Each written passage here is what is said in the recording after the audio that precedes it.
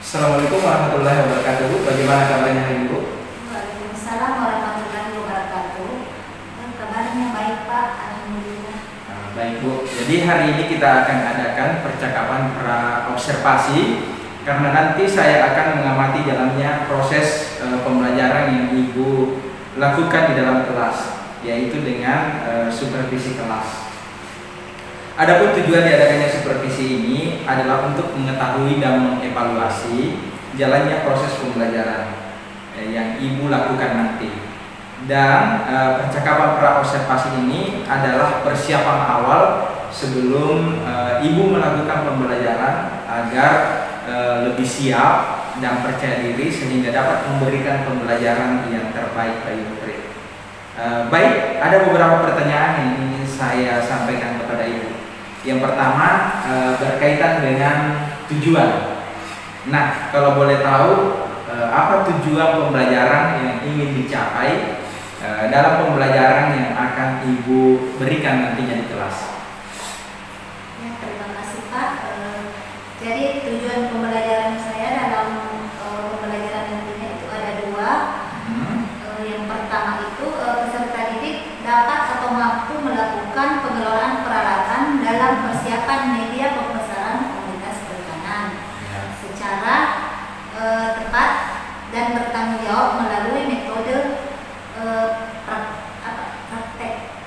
Kemudian yang kedua, peserta didik mampu mempersiapkan media yang akan digunakan dalam pembesaran komunitas perikanan. Baik, jadi kalau saya mendengar tadi ada dua tujuan pembelajaran yang ingin dicapai. Nah, bagaimana dengan area pengembangan yang ingin Ibu hendak capai? Baik, Pak. Jadi untuk area pengembangannya, saya ingin pengembangan ada tiga. Ada pengembangan di sini ada tiga, yaitu di pengetahuannya atau kognitifnya. Kemudian yang kedua ada sikap perilaku atau afektif, dan yang ketiga keterampilan atau psikomotorik dari peserta didik itu sendiri. Baik, Bu. Nah, saya ingin mendengar Ibu bagaimana rancangan pembelajaran yang Ibu ingin terapkan di dalam kelas. Mungkin dari strategi pembelajaran, model ataupun metode yang ingin dilakukan di kelas. Jadi saya akan menggunakan jadi strategi yang saya gunakan di sini adalah pembelajaran berdiferensiasi model project based learning. Jadi atau PJBL. Project based learning ya. Oh ya, PJBL. Nah, bagaimana dengan media yang Ibu ingin gunakan dalam kelas nantinya? Jadi terima kasih, Pak. Jadi media yang akan menggunakan itu saya menggunakan video untuk menampilkan bagaimana nantinya akan melakukan proses pembesaran komunitas perikanan. Jadi melalui media yang dimana melalui dengan memberikan video kepada anak, memperlihatkan video tentang prosesnya, alat tambahannya, serta cara melakukannya. Oke, baik, Bu. Nah, kira-kira kapan nih Ibu akan melakukan pembelajaran tersebut? Hari apa, jam berapa, dan kelas berapa? Jadi insya Allah untuk pembelajaran ini saya akan lakukan pada hari Rabu depan, Pak. Yang pertama di kelas 11 agribisnis perikanan air tawar. Oh iya, hari Rabu depan ya, jam pertama di kelas 11. Oh iya, baik, Bu. Baik, pada waktu tersebut saya akan mengamati di kelas Ibu untuk supervisi kelas, melihat dan mencatat hal-hal apa saja yang terjadi dalam proses pembelajaran Ibu. Nanti setelah observasi pembelajaran kita akan adakan percakapan pasca observasi juga, Bu. Oke, Pak. Oke, baik, Pak, dengan senang hati. Ya, baik, Bu. Sebelum kita akhiri, kira-kira apa yang Ibu dapatkan dari percakapan kita kali ini? Terima kasih. Jadi dari percakapan ini saya mendapatkan gambaran gambaran bahwa pada saat kita akan melakukan pembelajaran di kelas, kita perlu persiapan yang lebih matang tentang rancangan pembelajaran yang sesuai dengan gaya belajar peserta didik kita di kelas tersebut, dan memberikan model-model pembelajaran yang lebih inovatif dan menarik kepada peserta didik. Oke, baik Bu. Terima kasih atas waktunya sudah bersedia berbincang-bincang dengan saya di percakapan pra-observasi. Sampai bertemu di kegiatan observasi kelas minggu depan ya Bu ya, pada hari Rabu yang pertama di kelas 11. Oke. Demikian percakapan kita kali ini, sampai ketemu di kegiatan observasi kelas dan percakapan pasca observasi selanjutnya. Assalamualaikum warahmatullahi wabarakatuh. Waalaikumsalam. Terima kasih. Assalamualaikum. Waalaikumsalam warahmatullahi wabarakatuh. Hari ini Nak. Alhamdulillah baik Ibu. Alhamdulillah ya, jadi kita selalu bersyukur kepada Allah karena berkat rahmat dan kesempatan sehingga kita masih bisa mengikuti pelajaran untuk hari ini ya, terutama mata pelajaran teknik pembelajaran komunitas perikanan. Jadi untuk hari ini kita akan belajar teknik pembelajaran komunitas perikanan di kolam. Sebelum kita memulai pembelajaran kita, saya minta ketua kelas untuk menyiapkan dan berdoa bersama sebelum memulai pembelajaran. Saya persilakan kepada ketua kelas untuk berdoa. Baiklah, sebelum memulai pembelajaran, marilah kita berdoa terlebih dahulu. Doa dimulai.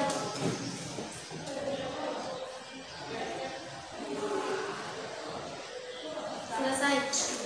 Oke, terima kasih ya. Siapa yang tidak hadir hari ini? Hadir semua.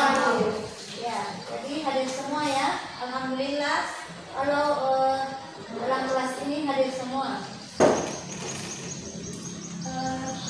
Oke. Jadi pelajaran minggu lalu kita sudah belajar tentang apa materinya minggu lalu? Ada yang ingat? Pendederan ya? Jadi teknik pendederan. Ada yang masih ingat apa itu pengertian pendederan? Siapa yang masih ingat pengertian pendederan? Pendederan di kolam. Saya pelajaran kemarin ya. Silakan. Pendederan adalah tahap penyebaran atau pelepasan lava ke tempat pembesaran sementara. Oke ya, betul ya. Bagaimana yang lain? Sama, ada jawaban lain atau ada pendapat lain? Sama? Ya, berarti jawaban Nurwaya sudah benar ya, bagus. Nah, untuk materi hari ini kita lanjutkan, dari kita masih materi pendederannya, karena ini 3 kali pertemuan. Kita lakukan 3 kali pertemuan untuk pendederan. Nah, untuk ini kita lanjutkan materi yang minggu lalu, kualitas perikanan di kolam ya. Kemudian tujuan pembelajaran. Jadi tujuan pembelajaran hari ini yaitu yang pertama, peserta didik dapat menerapkan pendederan komunitas perikanan melalui kegiatan diskusi, tanya jawab, dan kajian media digital dengan cermat dan benar. Jadi itu yang pertama ya, tujuan pembelajarannya. Kemudian yang kedua, peserta didik mampu merancang kolam pendederan komunitas perikanan melalui kegiatan diskusi, demonstrasi, tanya jawab, dan kajian media digital dengan cermat dan detail. Jadi itu ada 2 tujuan pembelajaran yang akan kita capai hari ini ya. Paham? Bisa? Ya, oke. Nah, sekarang Ibu mau sebelum saya bagi menjadi 3 kelompok ya. Jadi ini sebentar kita akan mengamati ada kolam di sekolah kita. Saya akan berikan memberikan kesempatan kepada anakku untuk melakukan pengamatan di luar sebelum berdiskusi di kelas. Jadi sebentar ini saya akan bagi 3 kelompok. Setelah itu anak-anakku mengamati kolam luar dan nanti ada petunjuk di LKPD-nya. Saya bagikan LKPD-nya, di situ ada petunjuk cara kerja ya, tugas yang saya akan berikan. Jadi sebelum kita keluar ke lapangan, saya akan bagi dulu menjadi 3 kelompok ya. Jadi saya bagi 3 kelompok. Di sini jumlahnya berapa orang? 13 ya. Oke, 13 orang. Jadi saya bagi menjadi 3 kelompok. Jadi kelompok 1 itu Indri, 2 Aulia, 3 Ardi, 4 Nur Alia, nomor 4 Wanda, dan 5 orang Masari. Sudah? Kelompok 1 ya. Kelompok 2 Sukma, Nur Fadila, Lista, dan Rani. Sudah tahu. Kelompok 3 Rina, Bintang, Selviani, dan Febrianti. Sudah? Oke. Sudah tahu sama kelompoknya ya? Ya, Bu. Kalau sudah tahu, saya akan bagikan LKPD-nya.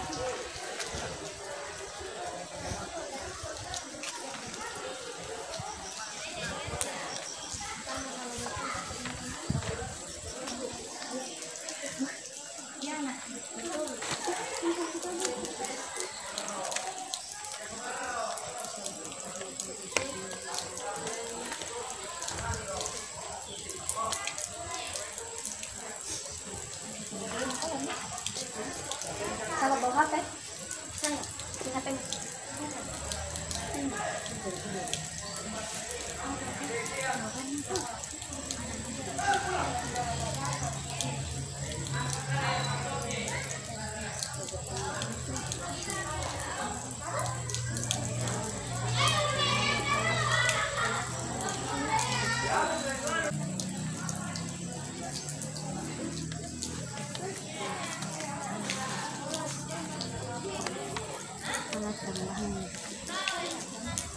Antrak topik.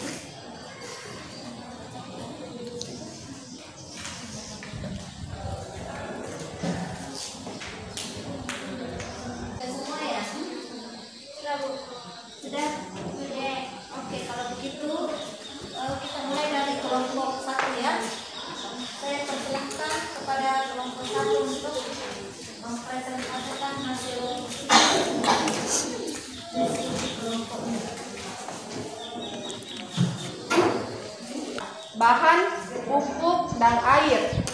Nomor 2, jelaskan fungsi alat dan bahan yang dibutuhkan untuk melakukan pendederan tersebut. Untuk menetralkan pH air dalam tanah atau kolam. Ya. Kemudian soal yang ketiga yaitu langkah-langkah. Kelompok 1, 2, dan 3 semuanya mempresentasikan dengan bagus ya dan benar.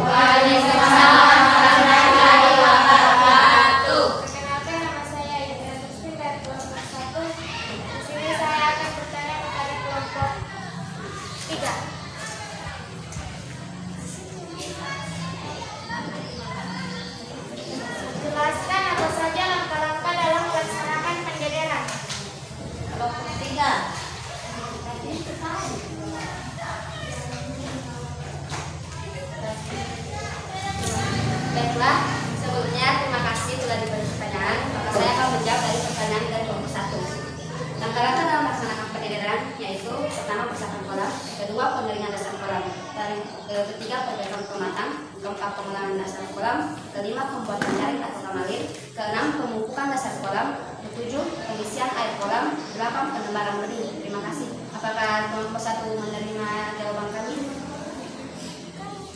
Bagaimana kelompok 1? Iya, Bu.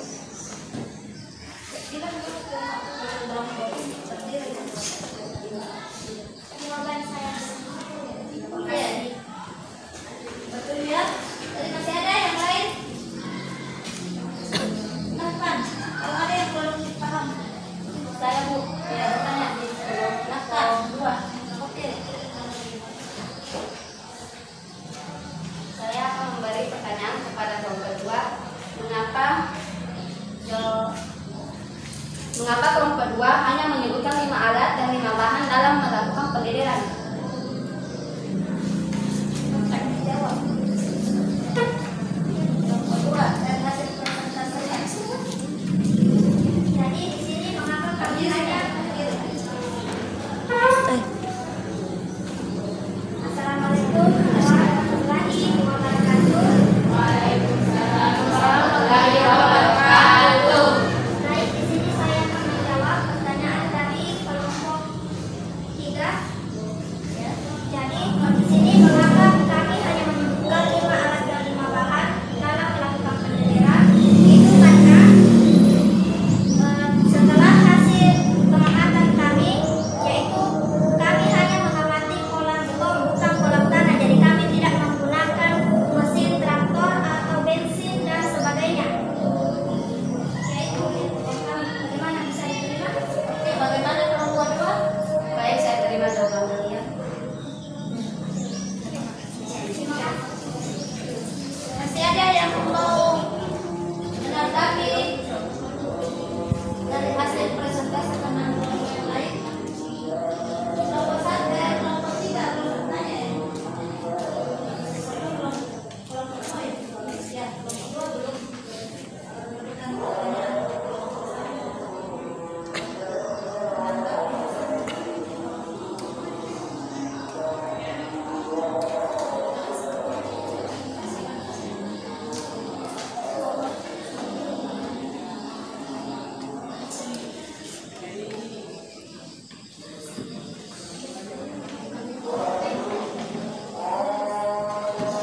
Assalamualaikum warahmatullahi wabarakatuh. Waalaikumsalam warahmatullahi wabarakatuh. Di sini saya akan mengajukan pertanyaan kepada kelompok 3. Maaf, kelompok 1, yaitu Kelompok 1. apa kesimpulannya dari hasil diskusi kelompok 1? Memberikan kesimpulan dari hasil diskusinya. Assalamualaikum warahmatullahi wabarakatuh. Waalaikumsalam warahmatullahi wabarakatuh. Baiklah, saya akan menjawab pertanyaan dari kelompok 2, yaitu kesimpulan dari hasil diskusi kami. Jadi kesimpulan dari hasil diskusi kami yaitu dalam melakukan atau melaksanakan kegiatan pendederan ada alat yang digunakan, yaitu alatnya perata tanah, karung, ember, gerobak, dan timba. Sedangkan bahannya pupuk dan air. Terus langkah-langkahnya juga ada 4, yaitu persiapan kolam, penebaran larva, pemeliharaan benih atau pemberian pakan dan panen. Sekian dari Materi hari ini yaitu yang pertama pengertian pendederan. Ulang. Apa pengertian pendederan? Ulang, coba dijelaskan ulang. Yang pertama, pendederan di kolam adalah apa? Saya mohon ya. Terhapus. Saya mau menyatakan tentang faktor kolam pembesaran sementara. Ya, oke. Jadi itu ya pengertian pendederan. Yang kedua, tahapannya tadi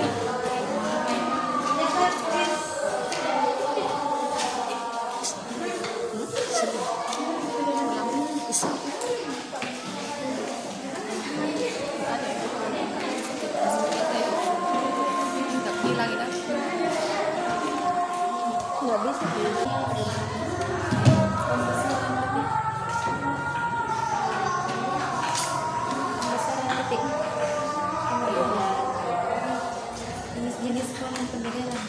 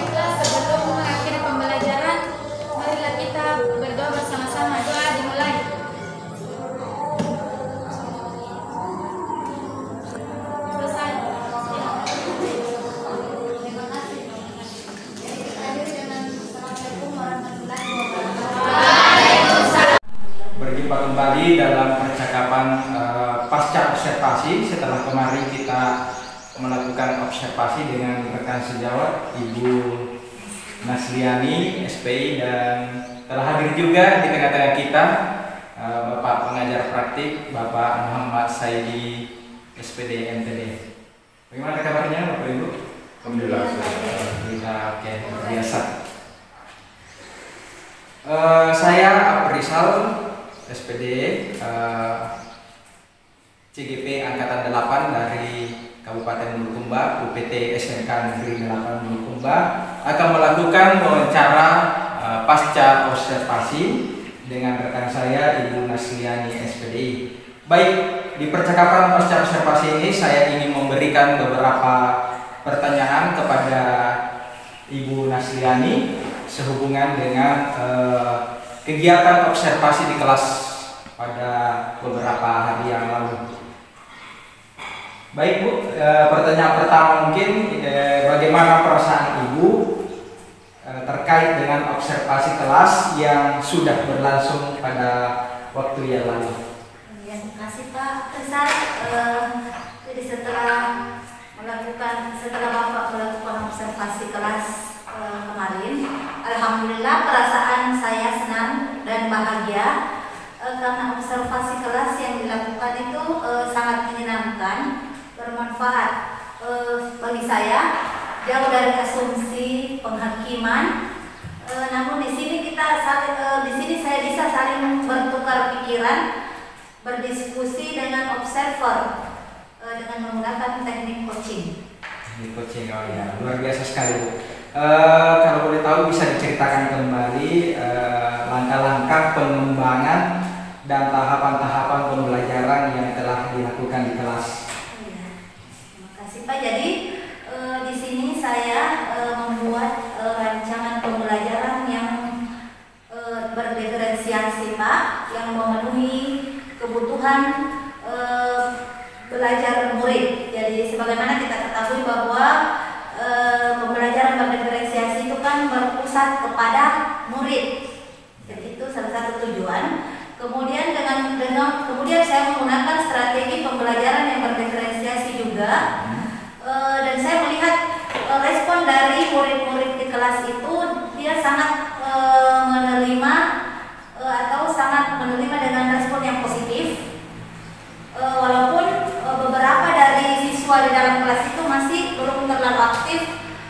belum terlalu ini masih agak-agak malas-malasan.